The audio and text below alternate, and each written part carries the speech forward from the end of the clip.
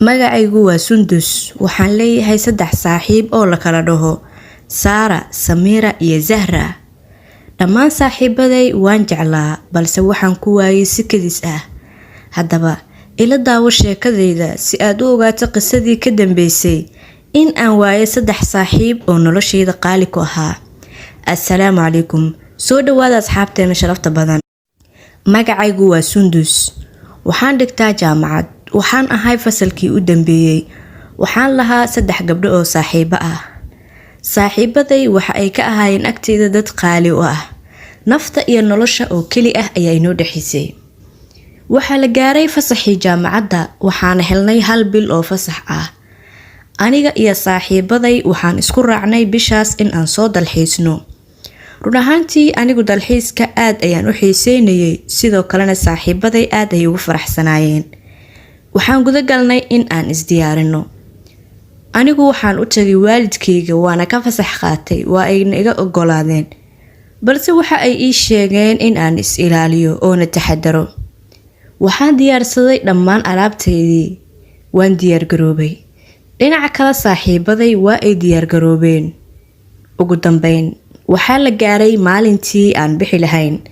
Waxaan raacnay baskii aan ku bixi lahayn. Waan faraxsannahay, weliba waan dhararaynaa meesha aan u socono. Waxaan u soconnaa meel xeeb ah. Markii aan gaarnay meeshii aan rabnay, baskii waa uu na dejiyay. Waxa uuna noo sheegay in aan dhinaca kale u gudbin oo halkaan aan joogno. Wuxuu yidhi, xeebta dhinaceeda gadaala waxaa ku yaala meel cabsi ah. Ha isku aadina oo halkan uun ku dalxiisa. Waxaa ku niri waayahay. Baskii waa uu naga tagay, waxa uuna noo sheegay in uu noo soo laaban doono si uu goobo kale noo geeyo.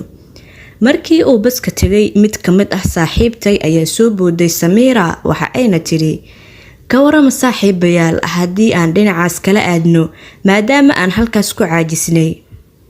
Dhammaan asxaabteedii kale waa ay ku raaceen, balse aniga waxaan idhi, maan iska dayna arrinka, waayo ninkii baska nagu keenay waxa uu na yiri halkaa waa meel cabsi badan.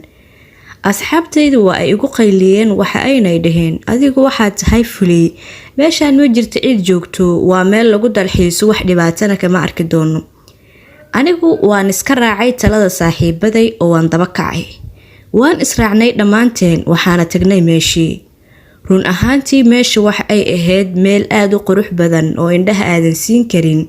Waxayna ahayd meel aad u cidlo ah. Wax hadal ah iyo wax qajaf ah toona kama yeerin. Wax yar kadib waxaan maqalnay xabado dhacaya. Waxay noola ekaayeen dhawaq biskoolad. Waan yaabnay, waan argagaxnay. Waan garan weynay halka uu ka dhacay waxaan.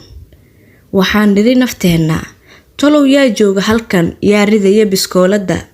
Waxaan go'aansanay in aan orodno oo ka baxsano meeshan. Aan aadna meeshii aan ka nimid. Markii aan dhinaca kale u jeesanay een damacnay inaan orodno. Waxaan aragnay wax la yaab leh. Waxaan aragnay 2 nin oo dhar cad wato, sidoo kalena uu midkood biskoolad wato. Markii ay horteena soo istaageen, 2dii nin midkii biskooladda watay maahee midkii kale ayaa yidhi, waa gabdho aan iska sii dayno waxba nama yeelayaane.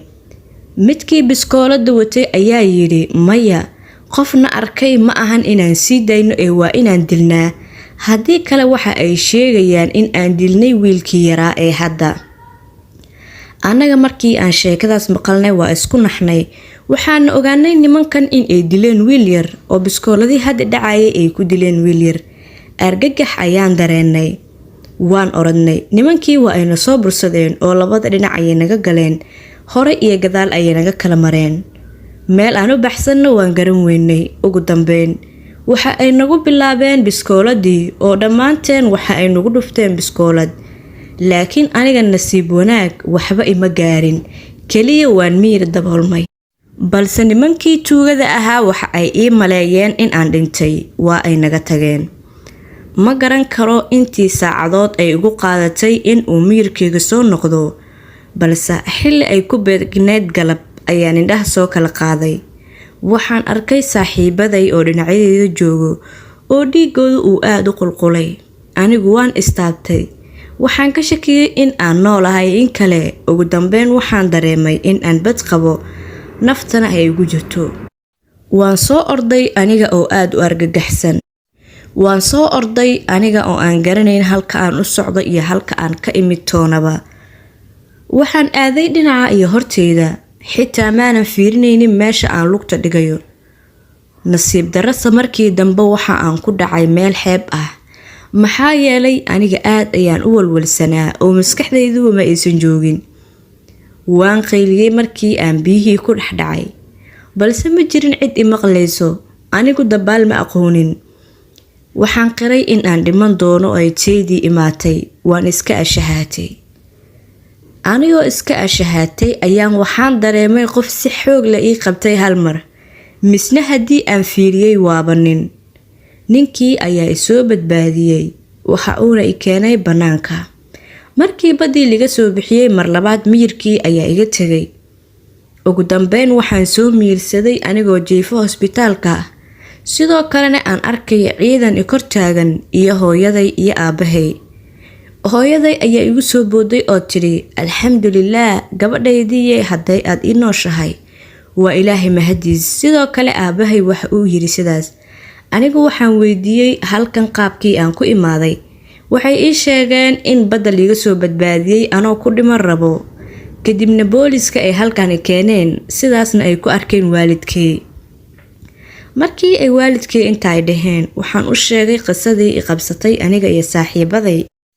markii aan hosbitaalka ka baxayna waxa aan raacay waalidkay iyo booliskii, waxaana baadigoobay gabdhihii asxaabtayda ahaa.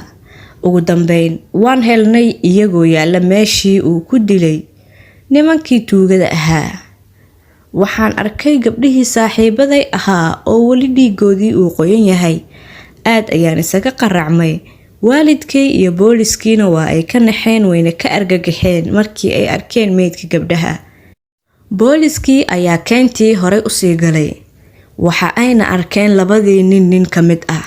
ninkii ayaa igu soo orday oo mindi aniga dhuunta iga saaray. waxa uuna yidhi, haddii aad i taabataan waa ballan in aan dilo gabadhan. anigu waxaan keenay kaarto, oo ninkii hal mar ayaan si xoog ah intaan isaga fujiyey dhulka isku tuuray. ninkii booliska ahaa wuu soo orday oo ninkii ayuu qabtay. sidaas ayaana ninkii lagu xiray, waxaana lagu amray in uu sheego ninkii kale. ugu dambeyn asna ninkii kale waa uu sheegay. labadii nin ee tuugada ahaa waxaa lagu xukumay dil toogasho ah. halkaa ayaa lagu dilay iyagana.